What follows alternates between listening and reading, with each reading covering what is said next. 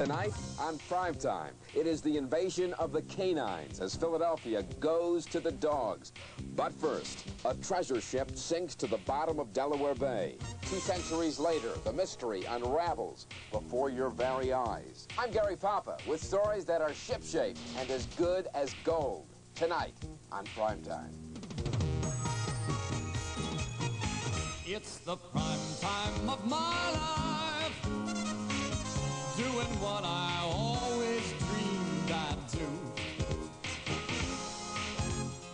feeling free and being me in the prime time of my life.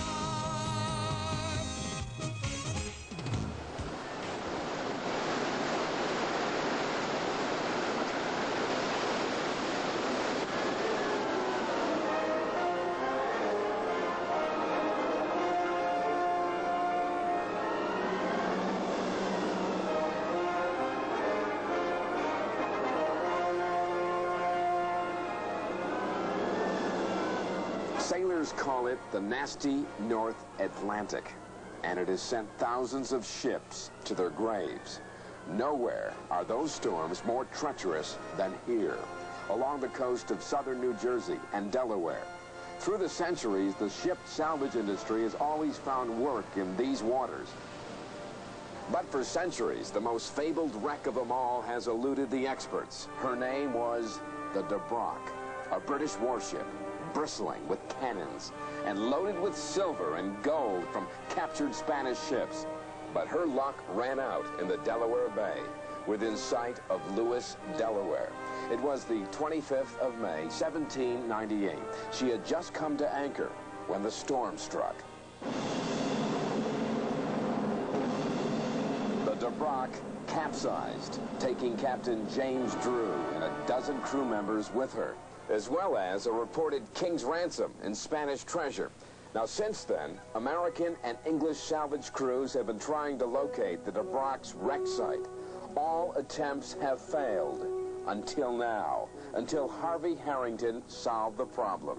I think I've done my homework. I spent 3.5 years on the research. Other people, in my opinion, have been looking in the wrong place.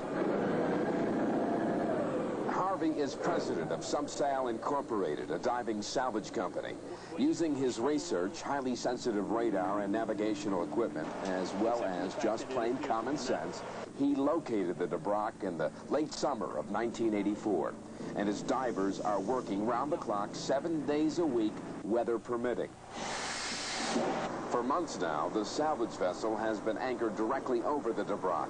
Topside, it is all 20th century technology. But 80 feet below, it is an 18th century time capsule. That is more precious than gold to nautical archaeologist Jim Reedy. Essentially, what you've got is an entire 18th century naval community that was wiped out, if you want to use that word, in what amounts to an instant of historical time. It's virtually intact, sitting on the bottom. Of course, the hull of the ship is gone, but all the artifacts, all the material that is there are items that were in use at the time the ship sank. These two artifacts, like these pistols, they were recovered from the captain's cabin and are being kept in fresh water until the destructive chemicals in the ocean water are dissolved out. They're just exactly the type of thing that a gentleman would carry in his coat pockets when he went for a walk in the evening. In the short time that the divers have been working, they've recovered materials that are amazingly well preserved, such as this decanter. It's just about the finest that would have been available back then. And this musket. The ship evidently was quite well supplied with small arms. They've also recovered these gold Spanish doubloons, and you might think that these would take top prize as buried treasure. But that is not so. The most exciting find of all so far has been this gold ring, which company president Harvey Harrington wears with a mixture of pride and awe. I think that was perhaps the most important day in my life, the day the ring was found. The day the ring was found was also the day that all the skeptics had to admit the DeBraak had been found, because the ring, beyond any shadow of a doubt, belonged to James Drew, the captain of that ship. The inscription inside the ring reads, "In memory of my beloved brother, Captain John Drew, who drowned January 7th in the year 1798.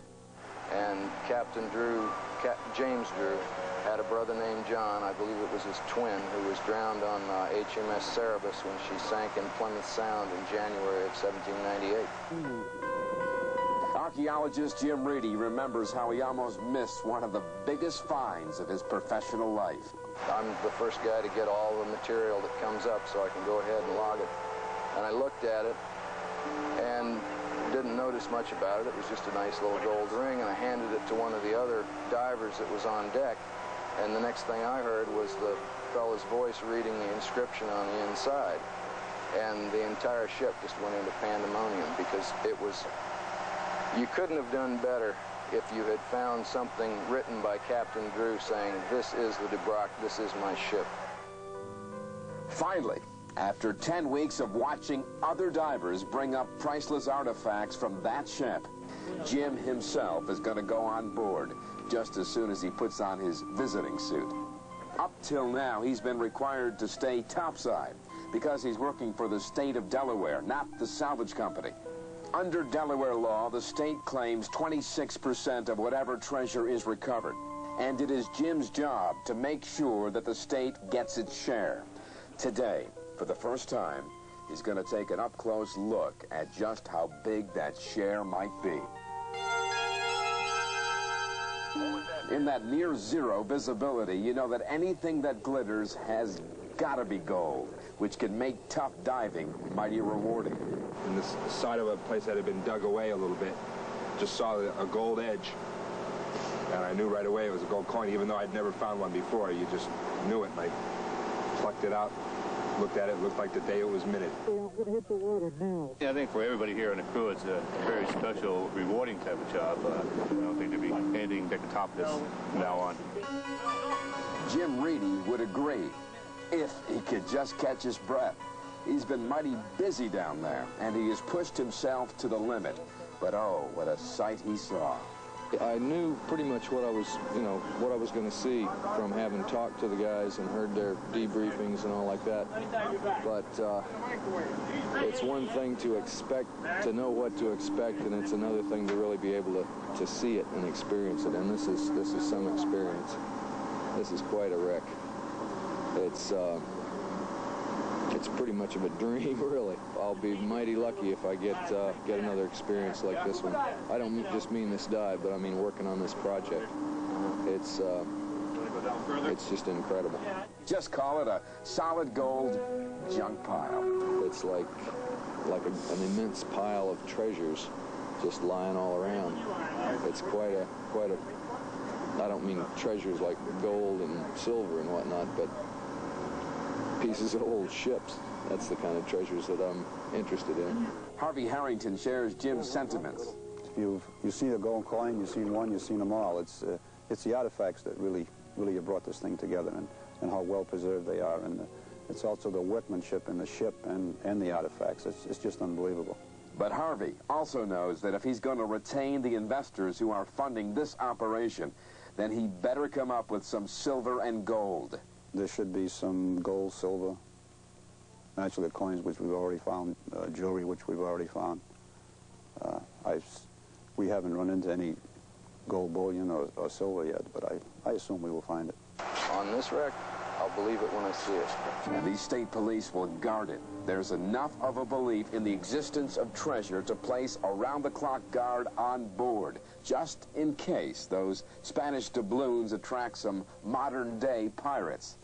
Now it's time for the salvage divers to go to work. Well, the first thing will be... O.B. O'Brien from Maine will be the first to go into the water, and his first job will be to send up a cannon. It's all ready to go. All I got to do is shackle into it. And then I'll be taking that airlift that you saw us throw over a little while ago and moving that over to the area I'm going to be working.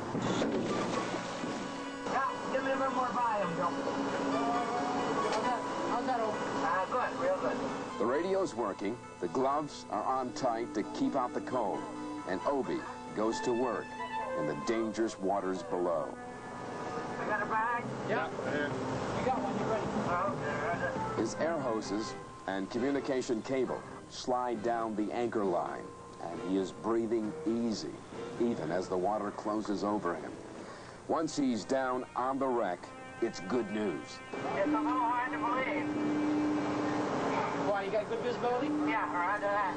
Obie has no trouble attaching the cable around the cannon, and the winch starts turning. It is a nice, calm day, but this winch cable is a thread of history that connects us to a storm almost 2 centuries ago.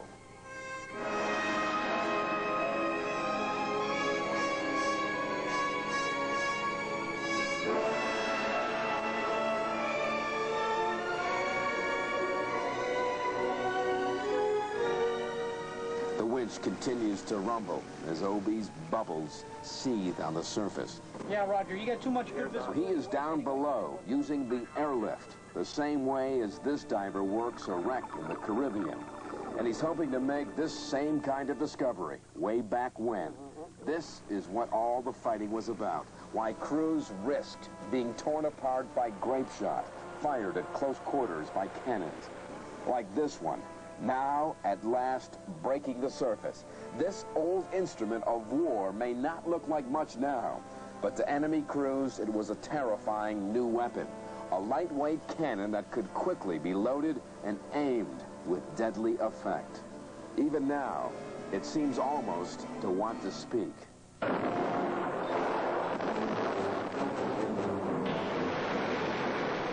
Meanwhile, Obie is prowling around the captain's cabin, glad to be done with that cannon.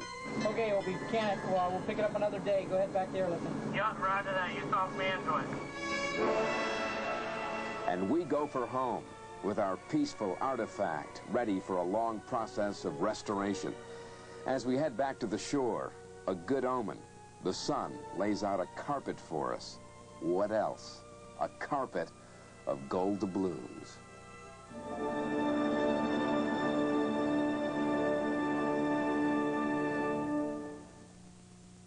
Come here. Come on, up on the seat. Morgan. Okay, come on. That a boy. Oh, see, good boy. Oh, that's good nice. Boy. Good boy. Good boy. Oh, holy night. Get your guide to the dog show, 25 cents.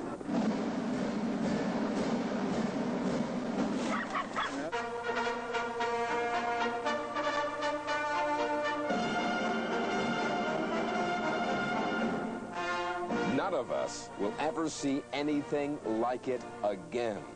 The American Kennel Club celebrating its 100th birthday by putting on the biggest dog show in history. It was held in Philadelphia, and most of you saw the highlights right here on Channel 6. But with all that, there were some things you just might have missed. I'm talking about all the weird and wonderful things that went on behind the scenes. So follow me. We'll show you what it was like those last few hours before D-Day hit Philadelphia.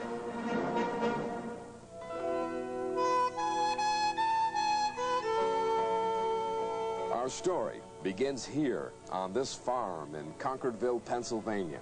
It is home for a Westchester lawyer, Sam Ewing, and his 40 Irish wolfhounds who love to race across these beautiful pastures.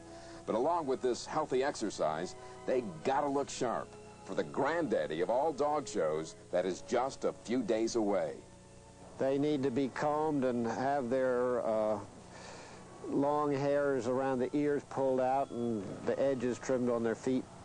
Throughout America, this sort of thing is going on with all 141 breeds of dogdom that will be competing at the Centennial Show. And for people like Sam Ewing, their love of dogs is taken to the limit. He's the largest breeder of Irish wolfhounds in the East, and he'll be taking 20 of them to the show. He calls them his gentle giants. But when they are chasing, don't get caught in the middle. Witness Sam's scar above his eyebrow. I was going between two shows, and I stopped to exercise the dogs, and two of them were chasing each other around and came up and knocked me down from behind, and I wasn't paying much attention, so it was done by the dogs, and it was really my fault for being negligent, but they were having a good time. They didn't see me there, so. Yet these giant dogs get on fine with the cat and with the geese. Sam's pride and joy is Huey, who is the reigning wolfhound champion in the country. And just a regular house pet kind of guy when he's not winning ribbons. Take a look at this country scene. It is hard to imagine that at this very moment, Philadelphia is going to the dogs, more than 8,000 of them, setting up canine trailer camps or checking into hotels like this one, the Franklin Econo Lodge in Center City, Philadelphia. We expect approximately 400 dogs in the hotel this weekend. The people that are staying overnight are coming from all across the country, parts of Mexico, Canada, and parts of Europe as well. The lodge has pulled out all the stops for its pedigree guests, laying out the gift-wrapped dog biscuits and an exercise area with sanitary sawdust. Into this splendor enters a borzoi, Carmela Valentina, who's about to blow her chance for stardom. Here, Carmela's being introduced to the Franklin Lodge sales director, Sandra Norton. Say hi to Auntie. What's your name? Sandy. Auntie Sandy. Oh, we got a golden Sandy at home, a golden retriever. Our cameraman wants Carmela to sit next to Sandra. Makes for a nice group shot, you know. Okay, let's set up the shot. Come on, Carmela. Sit. That's it. Push the dog down. We've got to get this interview started. Sit. All right, then. Forget sit. Just don't stand up. Listen, you think you have to go through a lot here? All you have to do is look. Some aristocrats just can't follow orders.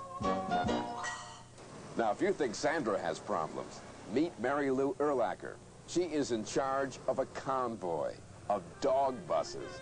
Mary Lou is the sales director for the Ashburn Transportation Company in Northeast Philadelphia. Normally, they supply most of the school buses for the Philadelphia School District. That is routine.